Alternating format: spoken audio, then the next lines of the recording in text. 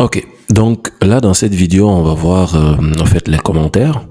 Donc on va voir quelles balises on utilise pour mettre les commentaires dans notre code. On va voir pourquoi est-ce qu'on utilise les commentaires. Donc les commentaires pour les mettre dans notre code c'est très simple. Donc je vais pas créer un nouveau fichier pour ça. On va tout simplement utiliser notre l'un de nos fichiers ici pour mettre les commentaires. Je pense que je vais préférer prendre un petit peu sur les headings. Donc, il y a pas mal de contenu ici. Donc, pour mettre les commentaires, pour mettre un commentaire, tout simplement, on utilise la balise là, on met le signe inférieur, le point d'exclamation, 2-6. Et vous voyez que notre Visual Studio Code nous complète ça automatiquement. Donc là, du côté gauche, on a la balise. Tout ça, c'est une balise. Donc cette partie-là, on a tiret, point d'exclamation, 2-6. On met notre commentaire à l'intérieur ici. Et puis, on a... Attendez, je vais mettre juste de l'espace ici.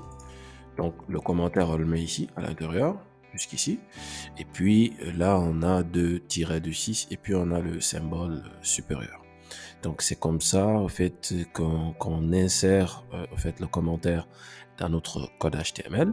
Et quand on fait ça, le navigateur, il n'affiche pas le contenu qu'on a à l'intérieur, en fait, de cette balise, parce qu'il comprend que c'est un commentaire. Donc, dans la partie suivante, on va voir à quoi ça sert, en fait, les commentaires.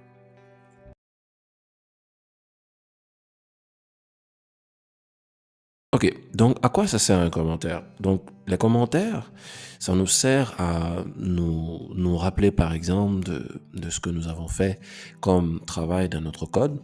Donc des fois, quand on écrit là par exemple, on n'a que 24 lignes de code, donc pas plus.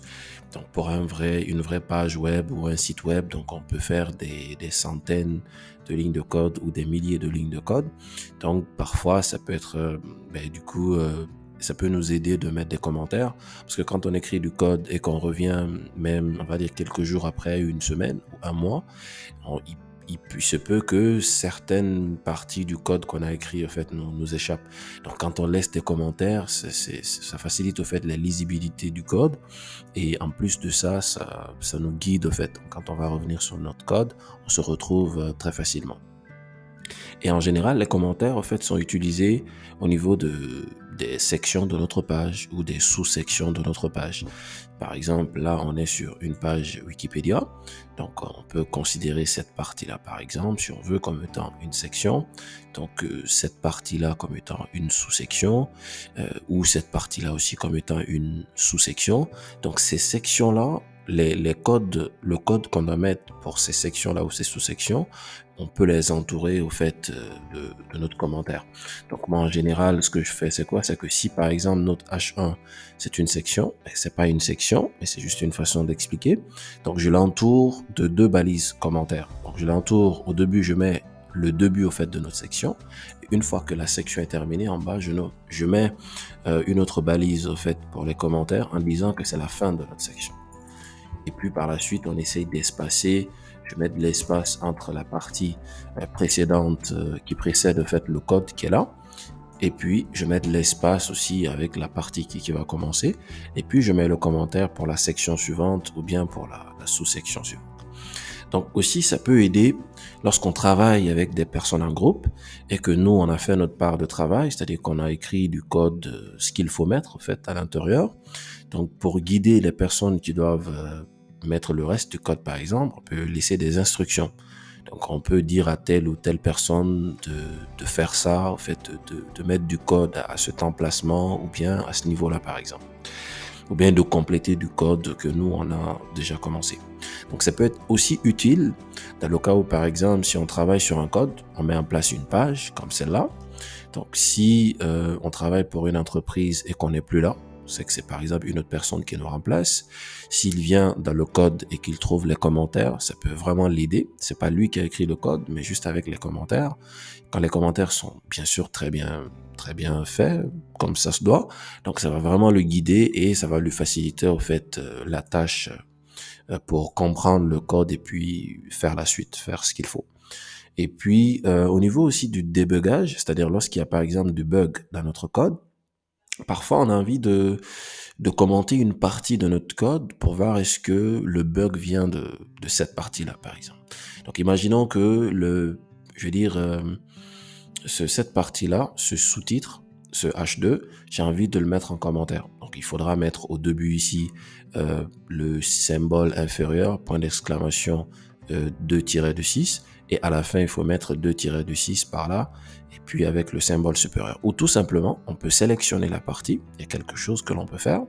Donc, si je sélectionne cette partie, si je fais CTRL plus K plus C, la partie est commentée automatiquement. Si je veux décommenter, je fais la même chose. Donc, CTRL K, C, ça décommente, ou bien CTRL K, U.